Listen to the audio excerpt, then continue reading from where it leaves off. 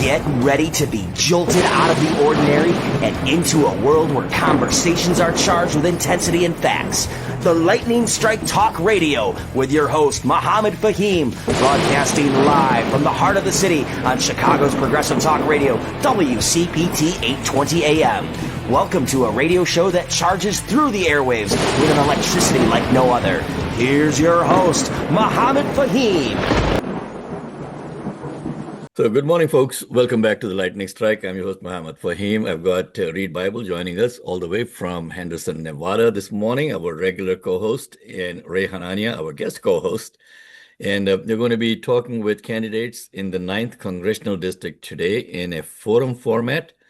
I see Justin Fode and I see Kat Abughazaleh joining us, and we are waiting for the other candidates to show up before we bring them in and start the grilling this Sunday morning.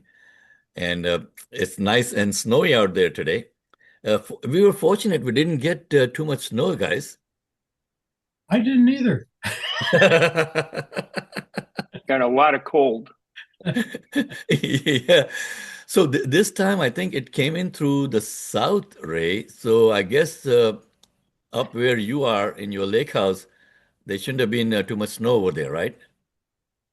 There's a lot of snow, but you see the deer running across the lake, which is solid. So it's interesting. Okay. So I'm going to just go ahead and admit our two candidates now. And hopefully the others will join us. Ask them to join at 8:15. So I guess we're going to be waiting a couple of minutes for them to join. And there goes. Bushra is joining us today. Good morning, Justin. Good morning. Hey, I saw that you had logged in quite a few minutes earlier than that. I like it, man.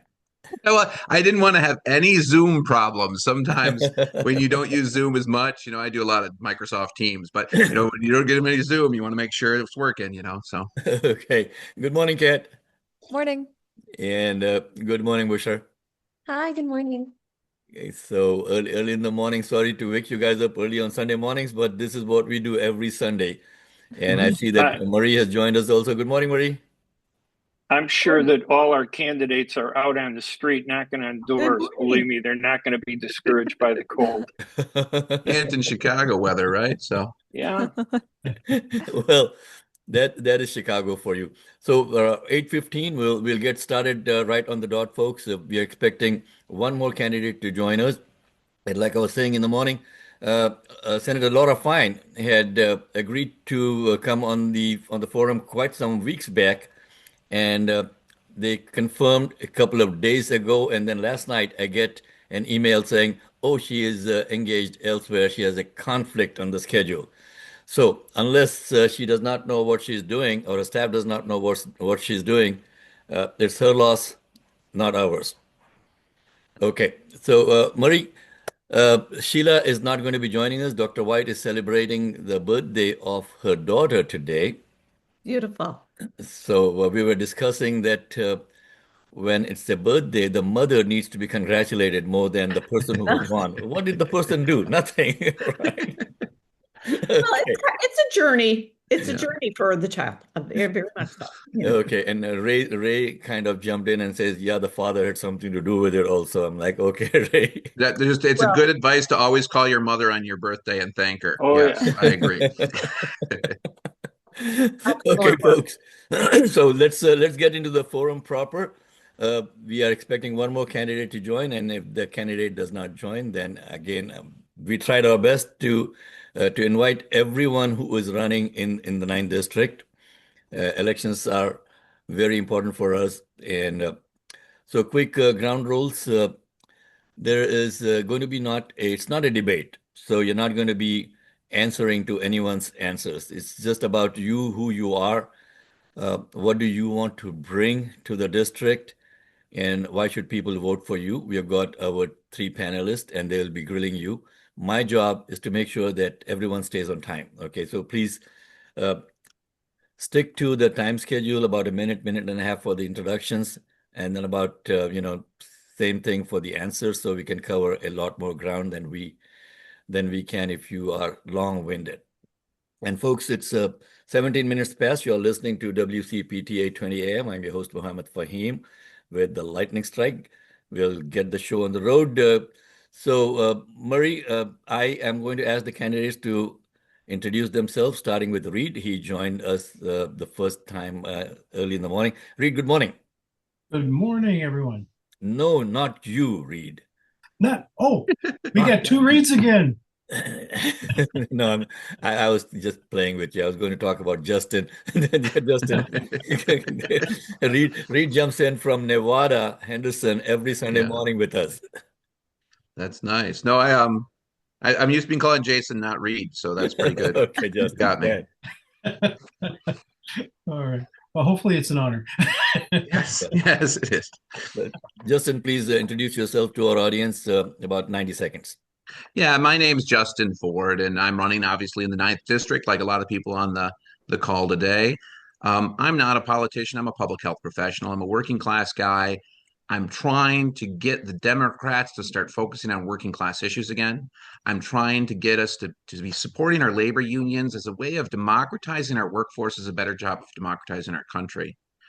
Social Security is not an afterthought. We have to fix it. We cannot wait. I'm a public health professional. We like to fix problems before they become a crisis, and so we really need to get on top of that. And I'm an environmental scientist, so I care a lot about the climate. It doesn't have to be my climate change plan, but we need an actual plan. We got to stop talking about it. We've got to start doing things. My signature issue is a 4-day work week. We've seen in other countries and companies in the United States where they do it, it works. We make more money. People have better lives.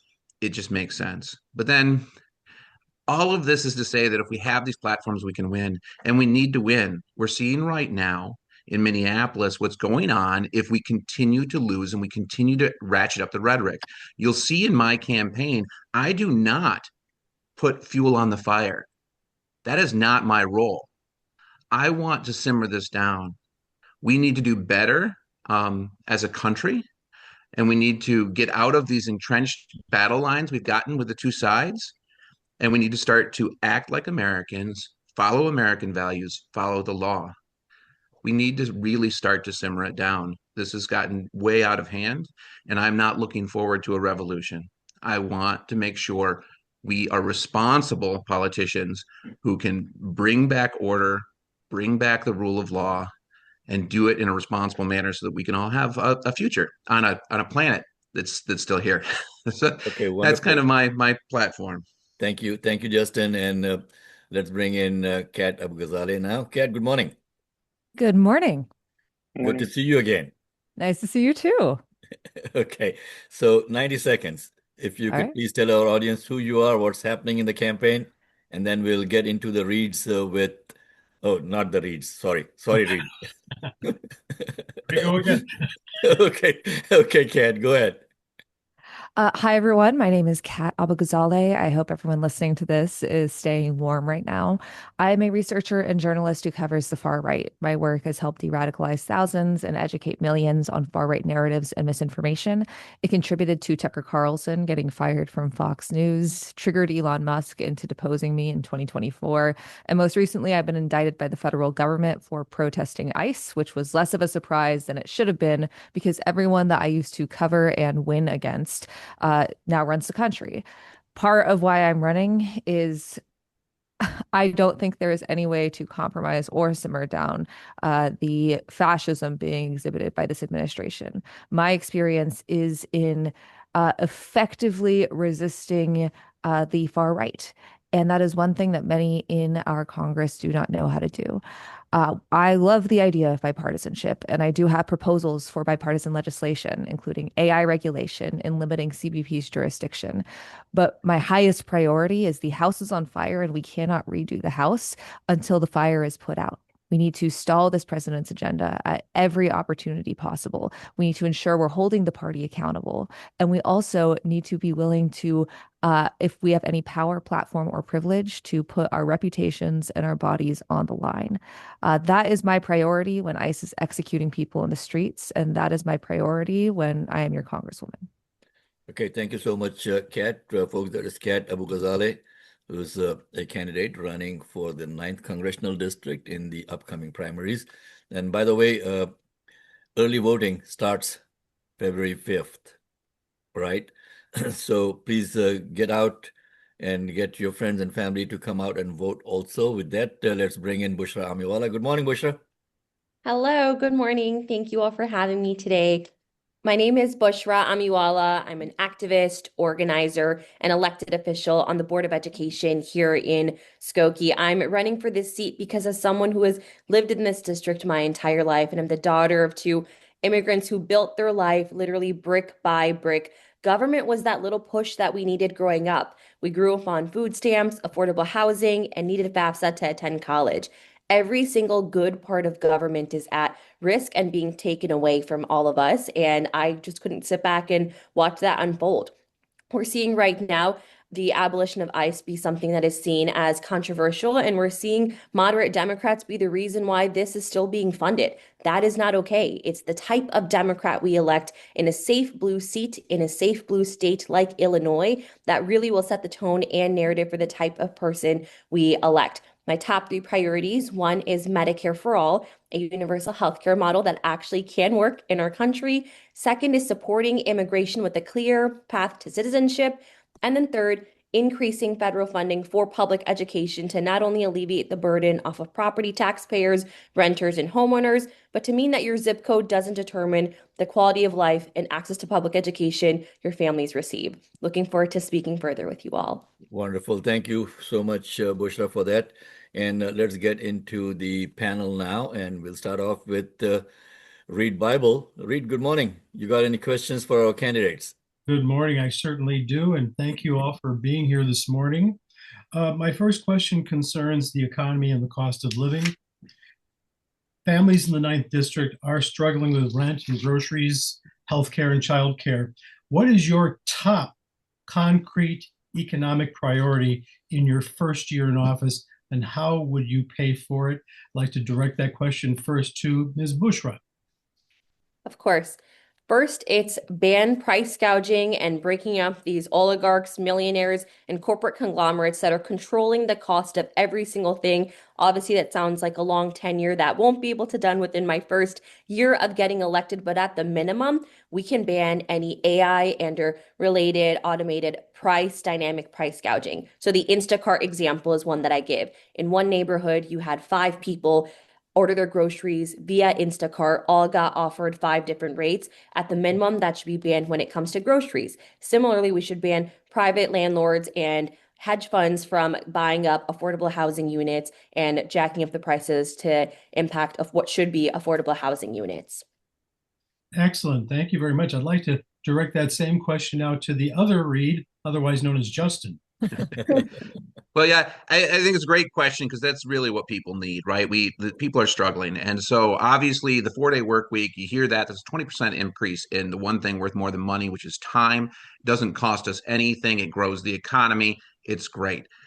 We need to get rid of these tariffs. Congress has to reassert their role to make sure that these tariffs get taken away. That will cost some money to the federal government. I'm okay rolling back some of those tax cuts on the billionaires to pay for that. And then kind of what Bushra was saying, I'm going to just underline it. Most of our important industries are ruled by 2 or 3 different companies. That's not capitalism working. That's an oligarchy working. They don't want to have a fair playing field. They don't let you fix your tractor. They're not, there's only a couple of grocery stores in the city. We need to break up those conglomerates, a la Teddy Roosevelt. We know this is what's going to happen, and that's going to help with competition to bring down the prices. That also doesn't cost any money. So I got one thing that costs money, and I think we can pay for it with tax cut, with reinstituting some of the taxes on the ultra wealthy to give us a break from the tariffs. And other than that, I think we have several plans that we can do to bring down prices for people that doesn't actually cost us money at a federal government. Thank you, Justin. Very insightful. And Ms. Kat, I'd love to hear what you have to say about this question. Absolutely. My fellow candidates actually said my first 2 answers, which absolutely we need to ban dynamic pricing when it comes to AI. That would be included in the AI regulations that I want to spearhead. Breaking up oligarchies is absolutely a priority, not just for our economy, but for our democracy. And additionally, what Justin said is right on the money. But I'm going to push another thing here so that way we have some diversity in our answers. A cost of living exemption when it comes to our taxes actually means we can lower taxes for the working class. Anyone making under $50 million a year, all of their income under $32,000 wouldn't even be taxed. Although I think we also need to raise that cost of living. It's difficult to live on $32,000 a year. And we can pay for the money that people would save. First off, because there's more money in Americans' pockets that goes back into the economy when people have more money to save and spend. They are able to have better outcomes and have a better life. That's an investment for the future, but also taxing the ultra wealthy, wealth and investments for anyone making over $50 million a year. I don't think any individual should have $1 billion in this country. And it's an imperative that we ensure that those taxes actually happen. Once again, not just because it can help pay for services that Americans desperately need, but because the impact that the ultra wealthy have on our democracy has led us to this moment. Well, what do you say to voters who feel Washington keeps promising relief but delivering very little? What do you have to say to them? To me? Yes, Kat. I think they're right on the money. I make an effort to only talk about things, or not just talk about things, but if I'm going to promise something I can do, I want to make sure I can do it. I want to be realistic. A lot of us in this race have a lot of great ideas for progressive legislation that has no chance of getting through under a Trump presidency, especially with the Supreme Court as a sham that it is. What I can promise is being as accessible as possible, being in the district as much as possible. I can promise to try to update constituent services to the best of our ability. We want to institute a chat feature to make them as accessible as possible and also work with mutual aid and direct action organizations on the ground, as we do in my campaign, to ensure that we are meeting people's needs, the material gaps that Trump has created. I can also promise that I will not vote for a cent of ICE funding. I will hold the party accountable. Anyone that I vote for speaker, I will publicly state that they have promised to me if I vote for them that they will support the Block the Bombs Act, that they will support banning stock trading, and also force members of Congress to sell their existing stocks. I think that we need to be realistic about what we can do, but also when it comes to bipartisanship, there are some things we can do without compromising values, like AI regulation, like limiting CBP's jurisdiction, and maybe especially for some allegedly small government Republicans, lowering taxes with that cost of living exemption. I think that people want to make a lot of promises. We need to be realistic, but we also need to be more creative in our solutions. Okay, thank you. I think that I've used up my time here, Mohammed, so I'm going to turn it over to the next panelist. Thank you. Thank you so much, Reed, and thank you to the candidates for their beautiful, wonderful answers. I hope you guys get to keep those promises when one of you gets elected, folks, because it's very tough, and nobody knows this better than Murray Newman. So let's bring in former Congresswoman Murray Newman into the conversation. Murray, good morning. Good morning. Thank you all for being here. It's early and it's been cold and you're at the end of the campaign. And let me thank you all for running. Stepping up and running is a really big deal. It's very hard. And I appreciate each of you as a candidate because, look, we do need new leadership. So that gives you a nice segue to my question. Starting back with Silverio, Keith Porter, Renee Good, and the 26 other people who have been killed and murdered by ICE. That's the groundwork for my question. So bipartisanship is really difficult right now because of Trump's in control and so is the GOP. But we do have a crisis, and it does require working with your colleagues across the aisle. And we need to take some really bold action. So the good news is it looks like the Senate is going to hold and not fund DHS. I just got a report from some of the committees, and it sounds like that pretty much all of the Democrats are not going to vote for the DHS funding. So we're in good shape there. But that doesn't solve the ongoing problem where Pam Bondi's coming in and terrorizing Minneapolis, Chicago, LA, Portland, all the cities. What would you recommend if you were Speaker of the House? you were the minority leader in the House, you were the Senate Majority Leader, or you were the minority leader in the Senate, what would you do right now to stop all of the violence in specifics? And I don't want any platitudes. You'll know I say that every time in the show, so I'm not being unkind to this group. I just don't like platitudes. Don't start with human rights and all the things. Say specifically what are the actions you would take. So I'll go to Kat. Kat, good morning and welcome. Good morning. Thank you so much for being here too. I love what you said about platitudes because I also feel the same way on that topic. I think first off, we need to understand that leverage is important. I feel like Democratic leadership has felt allergic to the idea of leverage. It is a disgrace that Hakeem Jeffries was not able to whip votes to ensure that the House would not vote for this DHS funding. So first off, holding the party accountable, whipping votes, I think that the party itself should do everything in their power to primary anyone who voted for that DHS funding. Additionally, if I were the House majority or minority leader, I would be putting our resources or encouraging the party and our massive donor networks to be meeting people's material needs. This is something we do with our campaign. I grew up Republican, very controversial, I know. And there is nothing that would have made me a Democrat faster before I was 15, except seeing the Democratic Party actually meeting people, meeting the moment and helping people, no strings attached. Our campaign office doubles as a mutual aid hub. We try to use our work to work with organizations and help fund them or get supplies around the district. In 2024, if we had spent that $1 billion, if we'd even spent like 100 million of it, stocking food banks and funding clinics, I think a lot more people would have seen the actual impact we could have right now. And Democratic leadership has immense wealth and donor networks they can access. We need to be doing that. Thank you. So quick follow-up, Kat. Those are all great long-term solutions, right? And preventive solutions if we could live in the past, right? So thank you for that. And I think everybody on the panel agrees. So what would be the immediate things you would do as a member of Congress to take leadership and solve violence in the streets right now and address these murders? I mean, my answer is I still stick to that, not even as long-term solutions, but also right now. Like we need to have people meeting people's material needs in Minneapolis right now. People's coats are being torn off and they're left miles away from where they're picked up in negative 20-degree weather, ensuring that we have more legal observers, that we have more people supporting the folks in Minneapolis right now.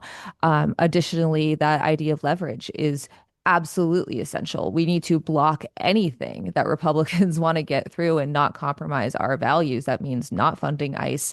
That also means breaking quorum. That means calling a point of order every 30 seconds. I don't care if it's rude. We need to ensure that any time is not spent doing anything besides pushing the Republicans' disgusting agenda. Also, impeachment is an absolute priority for me. I think that with everything we've seen in the last year, there is a possibility we also get the Senate.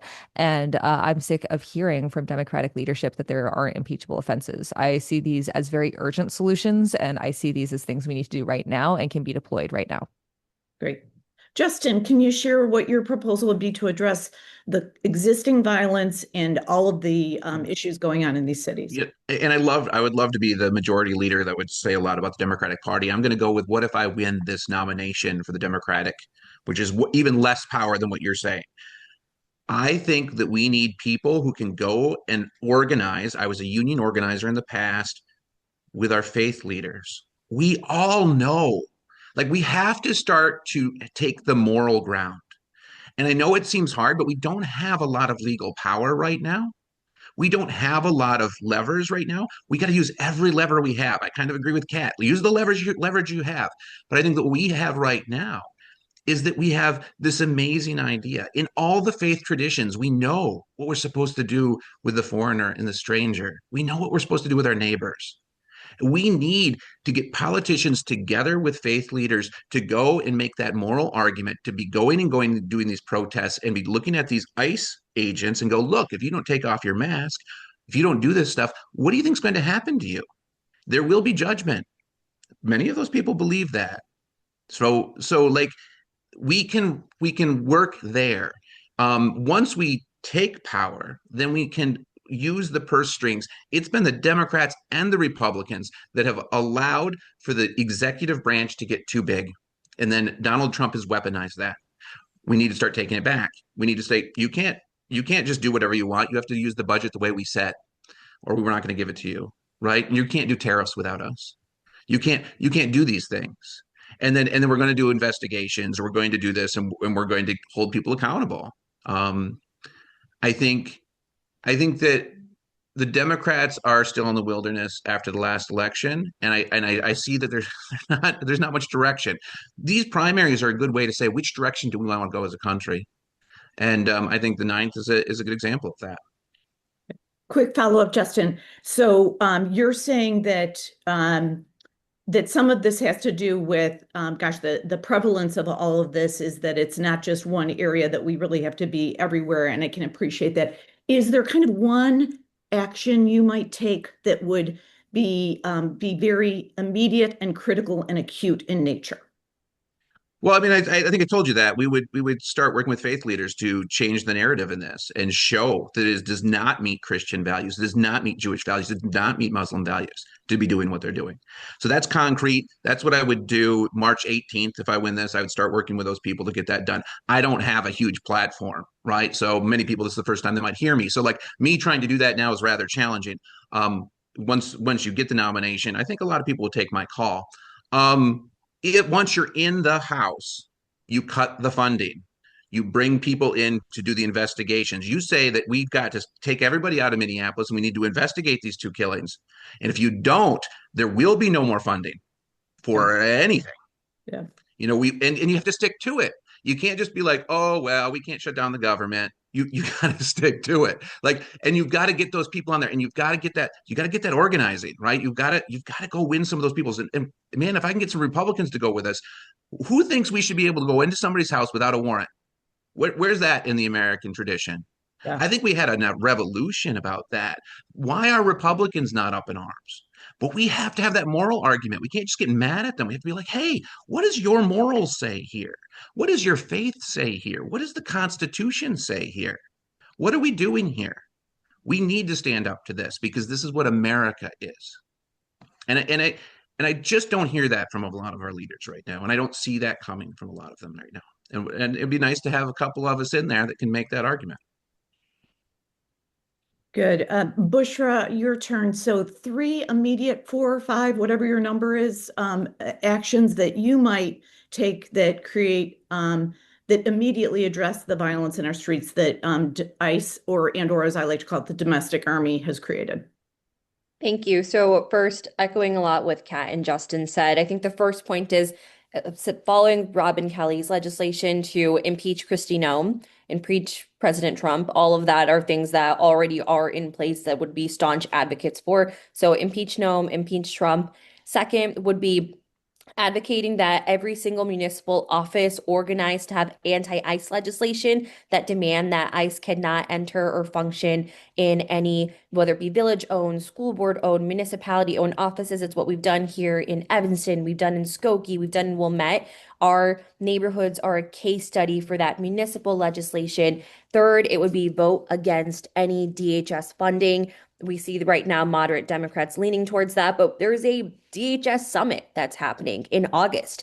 It's cut funding from that if that's what's required. There should be no more pennies that go to this lawless administration, and bipartisanship issues can stem from something such as that as well.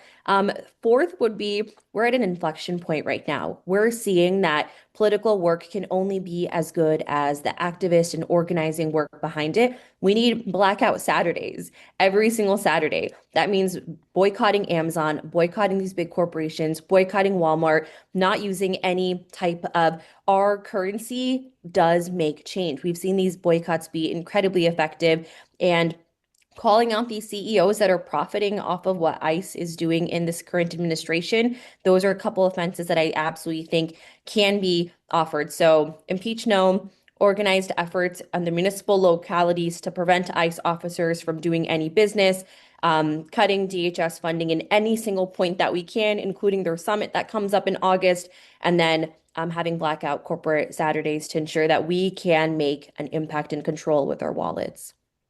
Thank you. Okay, Mohammed, I'm going to give it back to you. Okay, thank you so much, Murray. Folks, it's 8:42. You're listening to The Lightning Strike. I'm your host, Mohammed Faheem. Joining me today, our co-host, Murray Newman, Read Bible, and Ray Hanania. We've got the forum going on for the candidates who are running in the 9th Congressional District primary in Illinois today.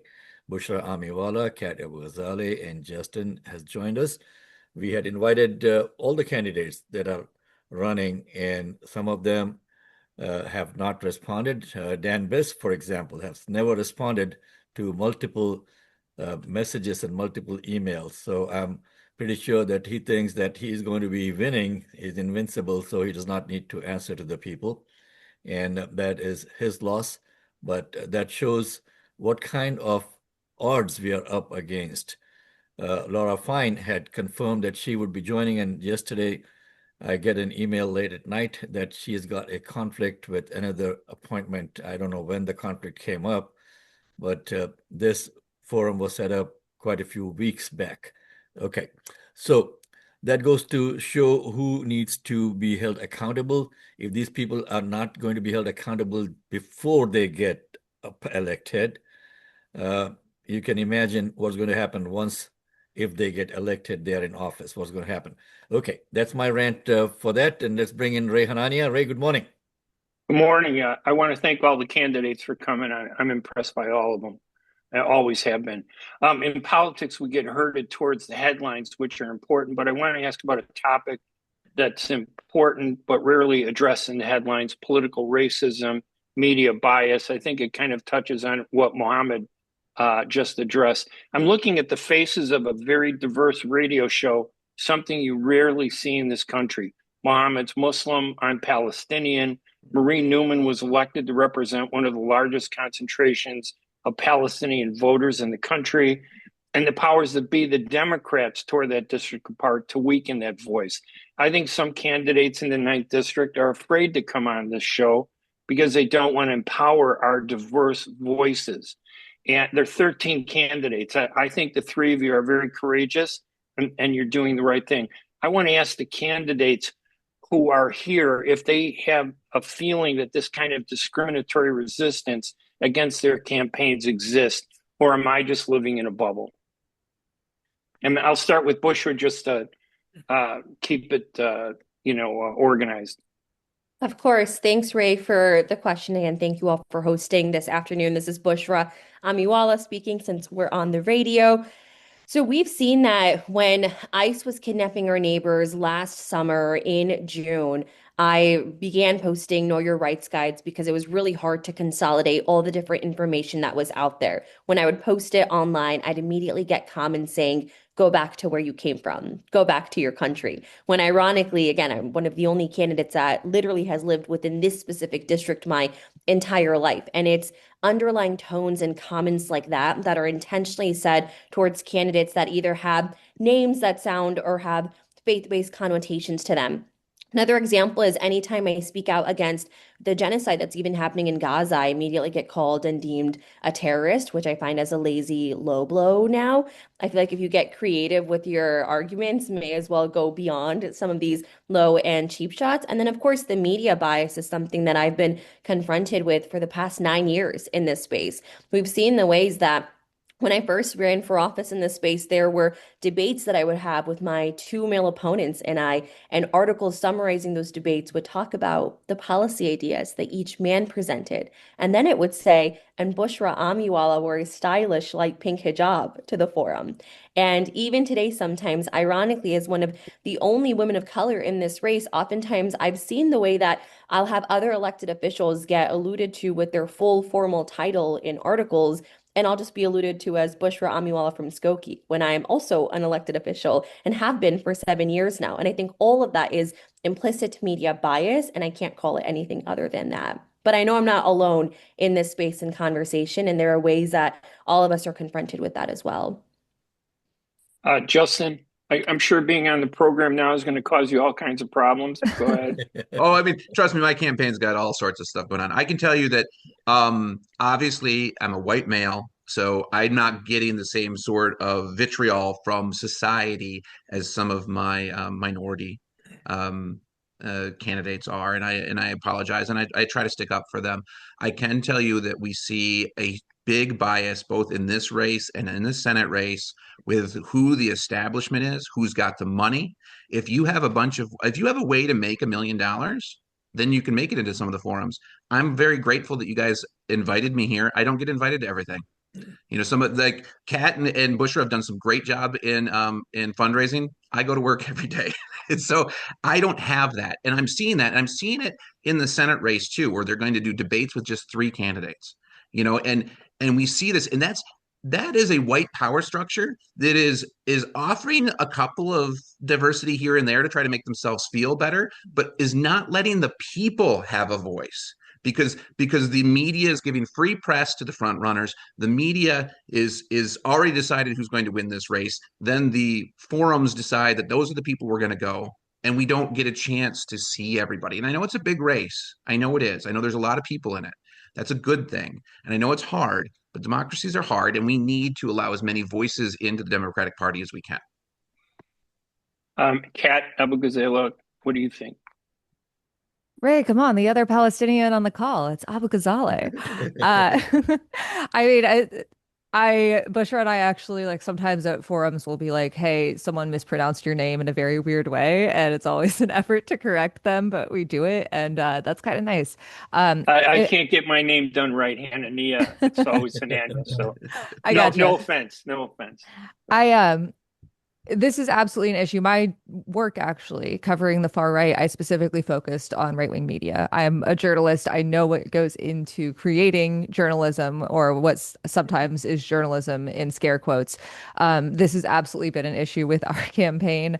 Just starting with sexism in headlines, my male opponents will have their last name, and then I will be referred to as my first name. But also as a Palestinian person, the Chicago GOP asked if I'd be handing out Hamas flags on July 4th.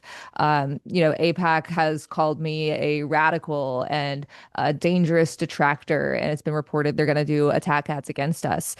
Someone asked, if you're listening to this, I look like the whitest person ever. Yes, Arabs can have blue eyes, and also my hair is dyed blonde, but my roots are showing through. And someone asked the other day, or posted online, that I was growing out my Hamas hair color, which is just brown.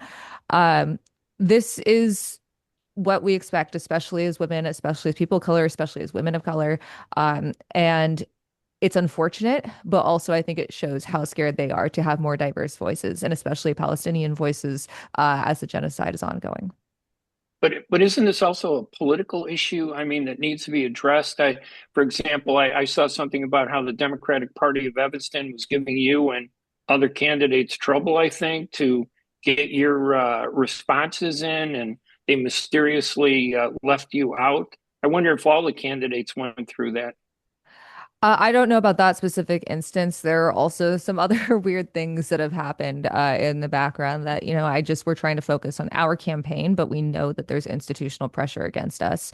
And we know that time and time again, especially over the last few years, especially when it comes to Palestinians, the establishment will do anything to get you to shut up. It is a political issue, and that's why I try to proudly be who I am. I am, a young woman. There was a whole controversy this past week about a condition I have, a chronic illness, that I try to be as transparent as I can, because 50% of America has some sort of chronic illness. I had someone ask why I have my keffiyeh with me, and it's so controversial. And I said, look, I'm either going to be too Palestinian or not Palestinian enough. So I just have to be who I am. Also, it's a scarf. Everyone should get one. If you're worried that it's cultural appropriation, I'm giving you the pass right now. Get a keffiyeh. It's great. Thank you, Mohammed. Okay. Back to you. Thank you. Thank you so much, Ray. Folks, again, you're tuned in to WCPT 8:20 a.m. We come every Sunday morning with the lightning strike from 8 to 10. And fortunately, we had invited like all the 14 or so candidates that are running, Ray. And some of them chickened out at the last minute, and some of them did not respond to us. So we got a little bit more time, Murray, this morning to continue the conversation with our candidates. And let's go back to Murray Newman with another question for our panel. And Murray, who would you like to bring into the grilling room now?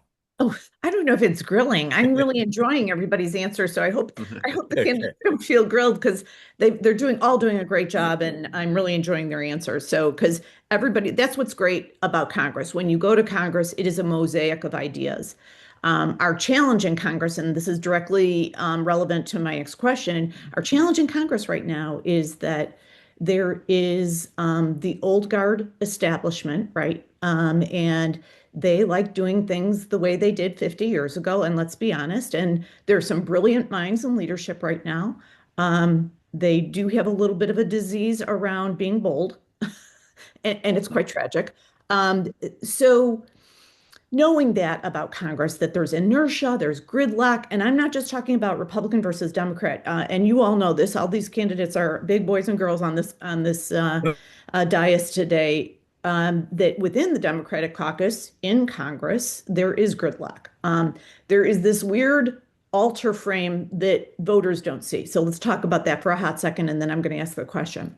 So how the electorate and those that vote frequently, never, or sometimes, they all believe it is basically the haves and the have-nots, right? It's the billionaires and oligarchs against the rest of us. Like, we all get that intrinsically in our hearts and our minds, right? As Americans. Unfortunately, the Democrats in Congress don't quite understand that. They're still doing this weird that no one understands, that, oh, there's the right, more conservative Democrats in America, and there are centrists, and then there are progressives. Well, that frame doesn't live anymore, is that it is a big mosh pit.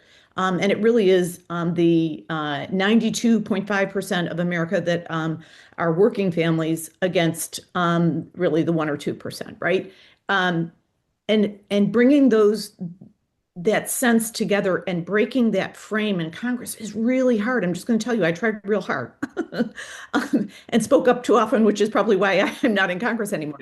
But the good news is we've got these great leaders coming in, right? And so you have an opportunity to work with the establishment. Let's get into the and give them now, and we'll start off with. Oh, are we getting recorded? Sorry. Okay, that's okay. And so we have this great opportunity with all these new leaders and the new guard coming in. So what do you think are some of the things you'll do out of the box going to Congress that will start to address innovation, bold ideas, and working with more transformative solutions and not old hat solutions? And I'm going to go to Justin first.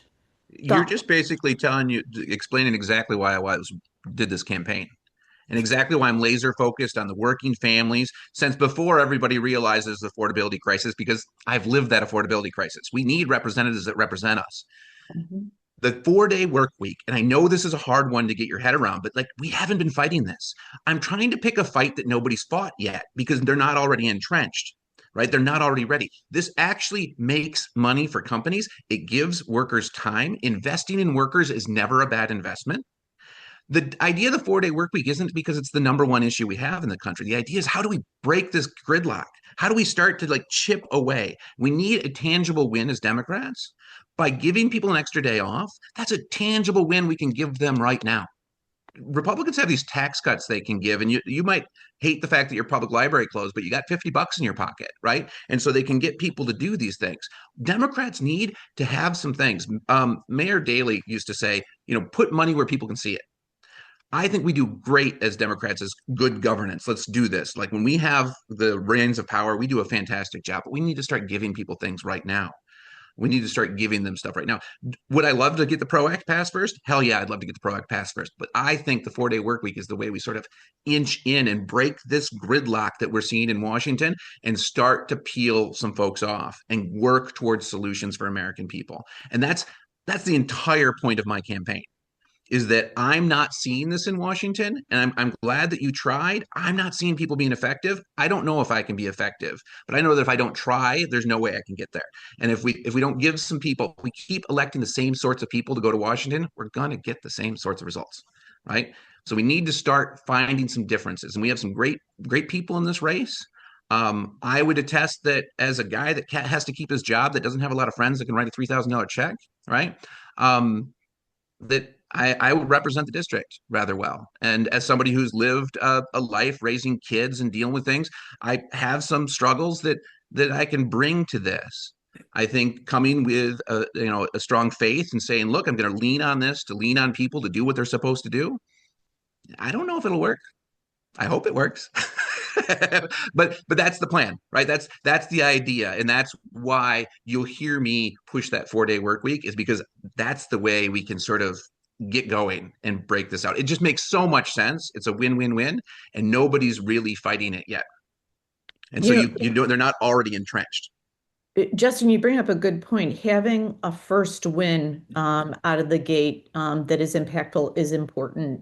So there is something to that psychological race. So I'm going to go to Bushra. Bushra, what do you think? How do we get the old guard and the establishment to start listening and be more bold? Well, first, it's getting big money out of politics. So that means end Citizens United, which takes out the undisclosed and unlimited amounts of money that has gotten a lot of the old guard elected and what they have relied on to have uncontested and uncompetitive primaries. And then second would be ban congressional stock trading. There should be no reason why members of the House can buy and own and sell stock. I mean, it's the biggest insider trading red flag I have ever seen. Those would probably be the first two kind of systemic financial options that I would have. And then my two kind of quick wins and ideas that I'd like to speak to with the couple seconds I have left. First is paid family leave. So whether you're a young family having a kid for the first time, whether you're the birthing or not birthing parent, whether you're caring for aging, retiring parents, and or it's your own personal sick and or mental health care leave, we can expand Social Security, uncap the current caps that exist, and pay for that out of that budget. Third thing is Medicare for all. I would be remiss if I didn't mention that in this call right now. So, of course, in the short term, it is bringing back the ACA subsidies. It's closing the statewide loopholes that exist for Medicare and Medicaid. But in the long term, Medicare is this existing structure and infrastructure that already exists that can be that single payer universal healthcare model. We can get the database that already exists within private insurance and have the same PAs, doctors, and hospitals to make sure that every single person in this country has access to care. Okay, wonderful. And folks, it's coming up on 9 o'clock. We will continue the conversation over here while WCPT takes a break. We are also live on Facebook on my personal page at this point. And this entire forum was organized by Mike Patino of Arslan Consultants. Thank you so much, Mike. Mike is not able to come on the air with us today. I mean, even though he is on, but he's having some issues with his audio and his video. But we do like to thank Arslan Consultants for their hard work. Murray, takes a lot of work to herd this number of cats. Oh my gosh. Yeah, no, When I say cats, I don't There's mean just cats. one cat here. So he left. He was right behind you for almost this whole thing. Her name is Heater. There are two cats here. Oh, there are two? Okay. Oh, wow. Yeah. So not just in the 9th district, we have had forums for the 6th and the 10th district and the 7th and the 8th district also. So a lot of candidates. It's an enormous amount of work, and we're really indebted to Mike. And they're so important because look at all these great answers and great ideas we've had with these candidates that really have new perspective from current members of Congress. So I appreciate that. So with that, Kat, would you mind sharing how you might move forward, given that there's a very entrenched old guard and potentially you would be a new guard candidate, a member of Congress? Thanks for not forgetting me, by the way. No, absolutely. A lot of our campaign is experimental, from our mutual aid efforts to the way we communicate. We've ditched call time for live streaming. And I want to try this really wild experiment in Congress, which is not focus on getting reelected, instead doing my job and seeing if that gets me reelected. I think that there are a lot of things that we have tried in theory with our campaign this that have worked. Chicago's Progressive Talk, 820 AM, WCPT Willow Springs, and online at WCPT820.com, where facts matter. Dive deeper into the heart of the news and stories at WCPT 820 and being across silenced. the Midwest by checking out our website, Okay. heartlandsignal.com. It's the coverage I can count on every time. For the latest news updates, in-depth analysis, compelling stories, comprehensive election. Hey, Mohammed, we're still going. Thought-provoking opinions, head to Continue the heartlandsignal.com. conversation over if you can just mute To keep yourself. me informed and Sorry, I updated can't hear wherever anything I you're saying am. because Stay WCPT is informed going with on. WCPT 820. Am I the only one hearing your this? go-to source Hold for on where one the second. facts matter. Okay. FCC has some strict rules. Sorry. Go ahead, Kat, please go ahead and please start from the beginning if you'd like. Oh, thank you so much. Basically where I was starting is just I think we need to focus more on actually doing the job than getting reelected. And the way that job looks right now is very different than it did 10, 20 years ago. I think a lot about Cori Bush, who is a great friend, and she stopped the eviction moratorium from being rescinded by sleeping on the steps of the Capitol. That was boldness. She was a freshman member of Congress. She didn't ask for permission. She did it, and those are the types of bold actions that I don't think we see enough of.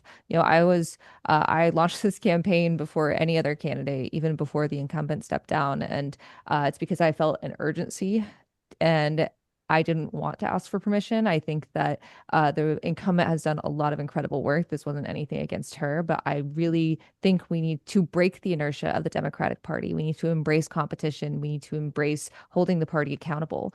Additionally, I was talking to two members of Congress, and they asked, what can you bring that's different? And I was really honest. I said, look, if you need a scapegoat to be the first one out when you want to push progressive policies, that's who I am. People are dying. I care less about decorum and less about manners than I do from keeping people from dying, from being executed in the streets.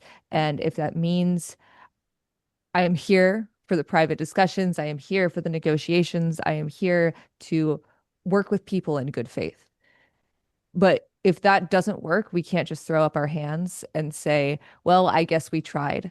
It's time to hold the party publicly accountable and to change the narratives and to pressure people to be better. That's what I'm good at. I can totally agree with you, Kat, on especially holding the party accountable. That's why we started this whole show, is to hold the people that are in power accountable for their actions. And especially the party leadership has to answer to the people. We cannot continue to have these leaders who are just sitting behind and supporting people that have been there forever. I got a question here, Marie, if I can just sneak in a question. What do you guys think, again, about number one, having term limits? Okay, and we'll start with Bushra on this. Yes, I'm one of the few candidates that have already signed the term limits pledge. I also think that in the same breath, we should be advocating for slightly longer terms. So once you get elected to the House, you're not just re-campaigning immediately either. You can actually focus on legislatively what the job entails. Okay, Justin. It's one of those great things we can disagree on both things. I think that the terms of 2 years is appropriate. You should always be going back to your people and say, hey, do I get another job? If we didn't have that ability, it would be much more difficult to fight back when we go in the wrong direction. And then I don't believe in term limits because I think that term limits would lead to what we're seeing right now, where more and more money has more and more voice in politics.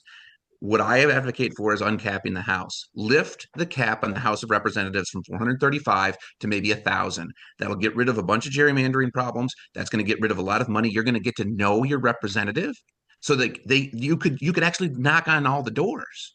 Right? There's 750,000 people in this district. Right? They only have one. We talk about constituent service. That's going to help that too, because you have to for 750,000 people. It's ridiculous. So I think that the problem with I would agree to disagree with you on that. 1,000 representatives getting $200,000 a pop from us, man, those guys are going to be rich. Okay, let's. Well, I mean, I think the amount of money we spend in the federal government, it makes it seem like a lot of money. And if you want to cut their funding or their salary, that's fine. But we do not have the appropriate amount of representation in Congress right now. Okay, let's go to Kat on this question. Kat. I actually agree and disagree with both of my previous candidates here. I do think that we should increase the term, slightly lengthen the term for House representatives. I also think that we should increase the number of representatives we have. And I do think that there are concerns about term limits, like incentivizing bad practices with money. I promise not to serve more than 5 terms if elected. But I do think that we should have an upper age limit for the House, just as we have a lower one, because I do think that we need a diversity of backgrounds, and that means racially, ethnically, religiously, gender and sexuality, but also regarding your background, regarding your class, and regarding your age. It is difficult to legislate on, say, school shootings if you've never gone through a school shooting drill before.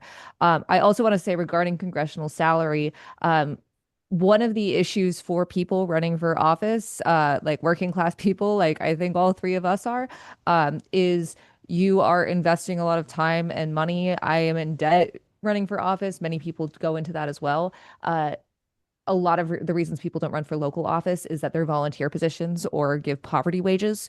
I would be interested in reforming campaign finance to make it more accessible for working class people to run for office, as well as I'm actually not opposed to raising a congressional salary because it is you're essentially having 2 homes, you're going back and forth all the time. But I think it should be tied to a higher minimum wage. I think that federal minimum wage should be $25 an hour. That's what we pay our staff.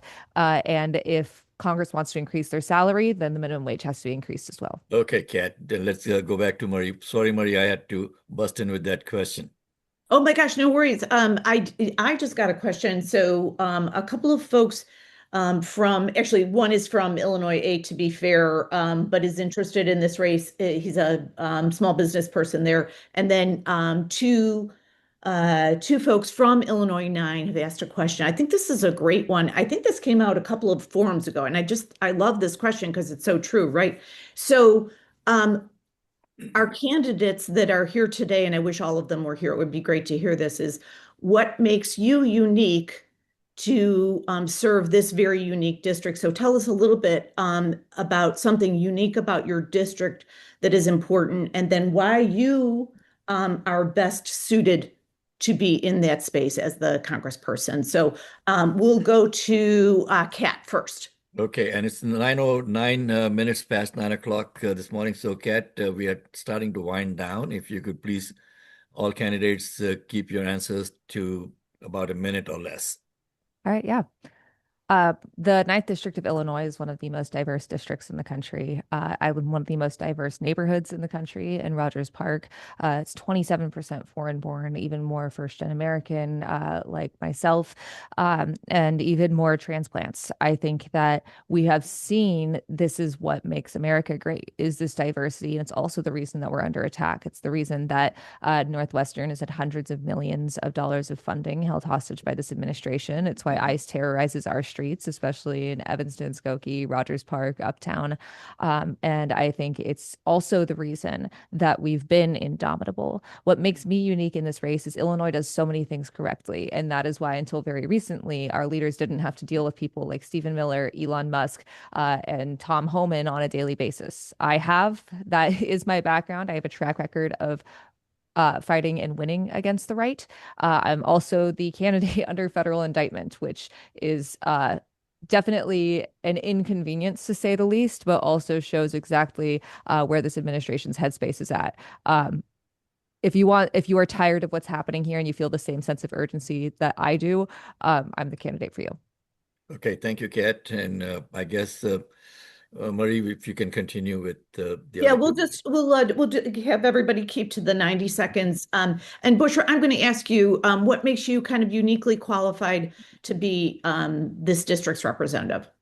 For sure. So 2 quick fun facts before I share each thing. 1, 35% of the people that live in this congressional district don't speak English as their primary language. My family also grew up speaking one of the top languages. The top 3 languages are Spanish, Polish, and Urdu. So as fluent in 2 out of the 3. I need to learn some Polish to say that I can speak that as well. That means that something like constituent services and language interpretation is not an afterthought. It is a lifestyle that's integrated. And being born and raised in this district, I have worked, organized, and or lived and gone to school in almost every single part of this congressional district, which means these are not unfamiliar people that I'm trying to get to know right now, which does make a big difference. So second piece would be that this district is home to actually some of the largest discrepancies when it comes to income than any other congressional district in the state. So we have the highest and lowest income earners all within this congressional zip code. So that means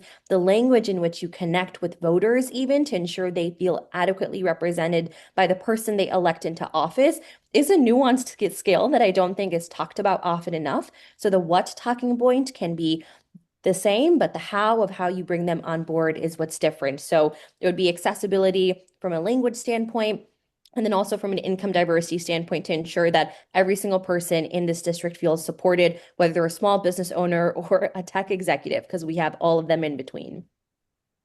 Justin, can you share why you would be uniquely qualified for Illinois 9? Sure. I love Chicago. Illinois 9 is a great district. It has a lot of diversity, as people said, and it has a lot of diversity. It's really big. You spend a lot of time in McHenry County and Lake County. I live in Edgewater. I work in Round Lake. So you can imagine I have foot in both sides. What I have is I've lived both in Chicago, outside of Chicago. I'm a Youper. I came from a small town.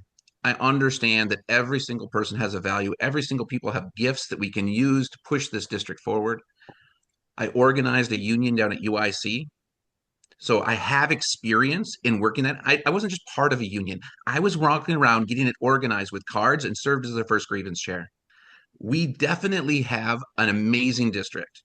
And what's so amazing about it is I guarantee you, in Iowa's first, many of these candidates wouldn't be doing well, right? But we need to start to think about how we can move outside this district and how we can use this district as a stepping stone to push progressive ideas forward into Washington.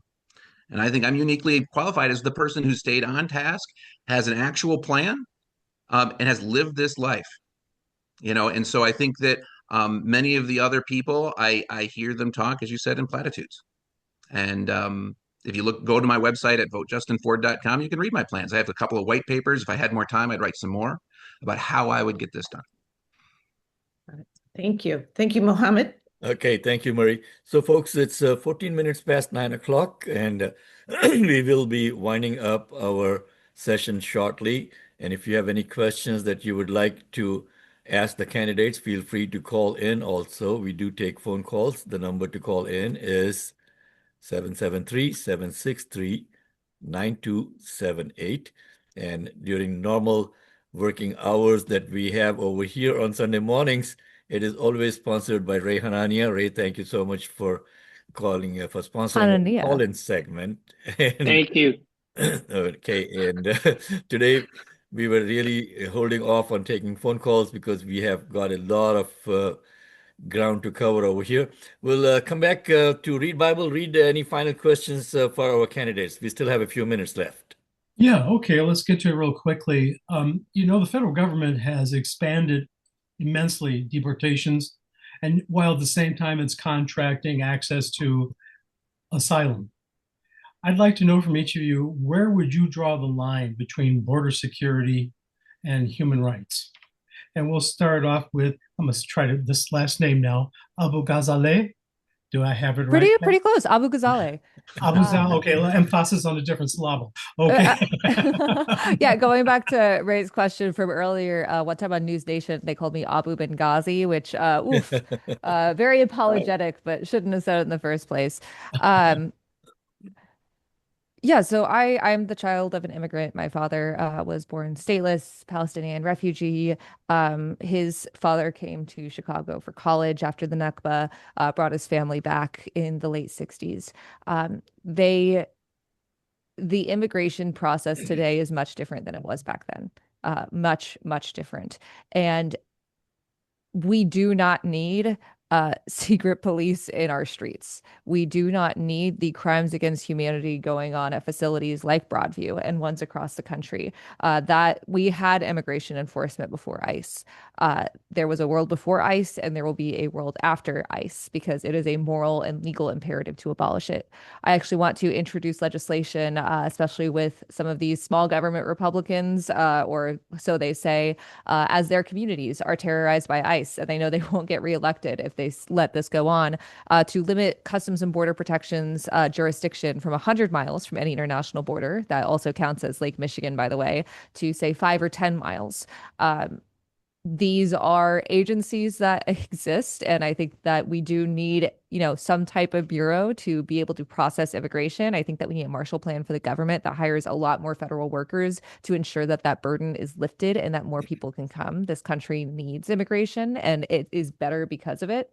But we need to absolutely rein in what is happening. We need to dismantle DHS, we need to abolish ICE, and we need to limit CBP's jurisdiction. Okay, and you would restrict Border Patrol to closer to the actual borders, not engaging in interior enforcement like they're doing right now. Yes, I would. Yes. Okay. I'm very sick of this. I understand. Not this forum. The executions. I appreciate that. How about you, Ms. Bushra? What would your plans be? Where do you draw this line? Yeah. So again, the facts are always what we lead with. So ICE is a racist institution that was created 23 years ago that literally is racially profiling people left and right. And while the recent murders that we've seen of Renee and Alex have been beyond tragic, as Marie mentioned in her, I think, opening statement, they were not the first ones killed by ICE. They happen to be white. And that also means that, for me, the advocacy means a clear path to citizenship. We have people in this country who've been waiting for almost 15 plus years for their interview, who've been following the chain of command that our U.S. government has created. People who come to this country on a work visa and then get laid off overnight in these mass tech layoffs and now do not have a path to citizenship anymore. You have people that come to this country on a student visa who do not find employment in this employment crisis within a year of graduating, whose two options become to get another degree and indebted in more student loans or to go to their country of origin. And then finally, from a workforce standpoint, I believe our federal government should expand the contracts and federal work opportunities to people of diverse legal status background. I mean, we see the way that some of the best people of different diverse backgrounds might have different status, and there are ways that the federal government can incentivize and increase workforce activity and not limit it based on that. All right, a lot of visa revision of the visa statute sounds like there.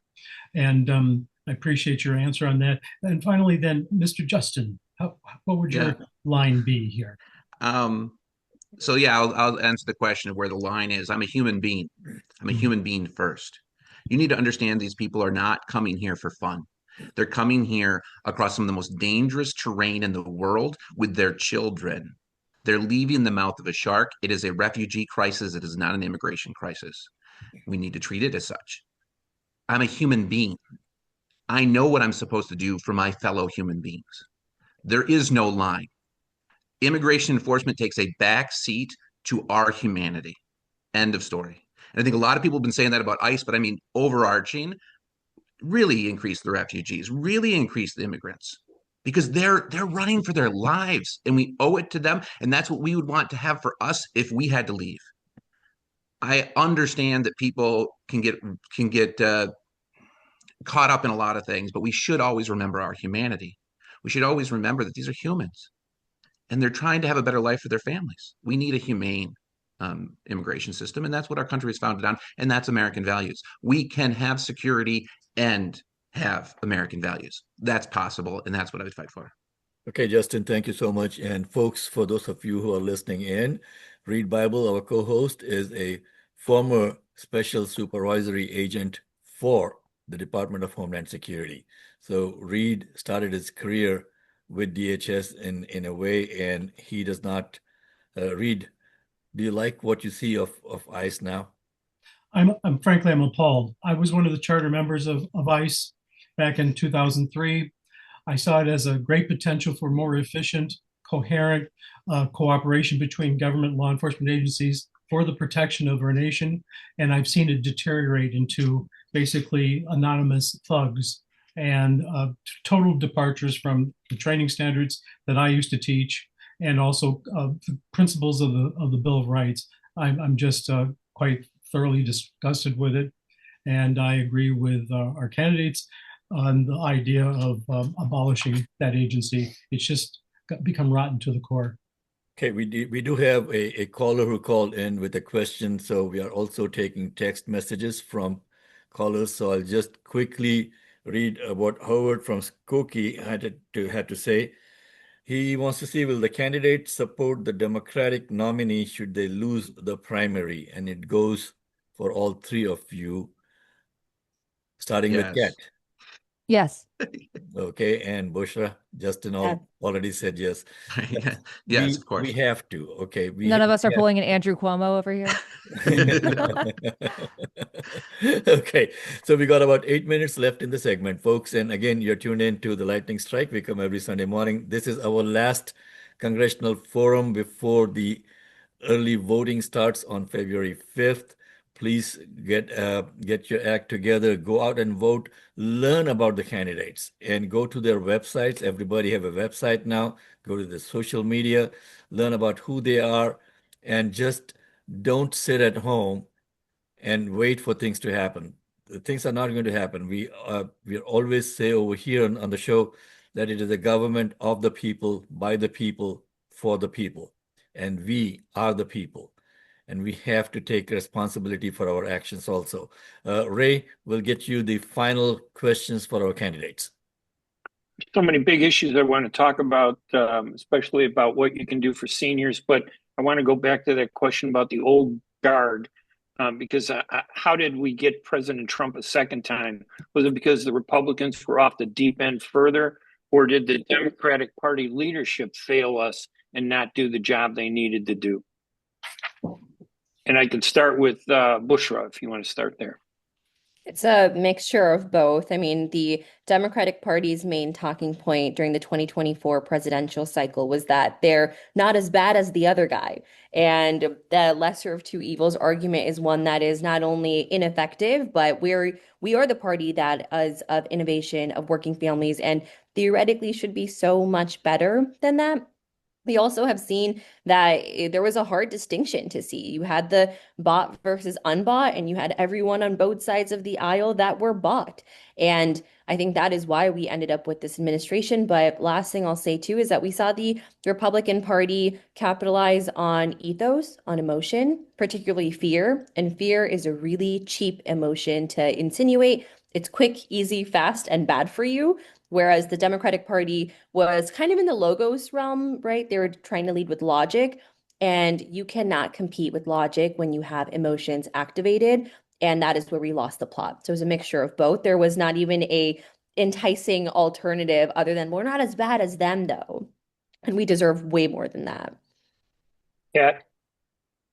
Yeah, and I really want to echo the second part of Bushra's answer. So my specialty is in right-wing disinformation, misinformation, and conspiracy theories, as well as narratives. And this is exactly what is the issue, is that Republicans are playing comms on easy mode.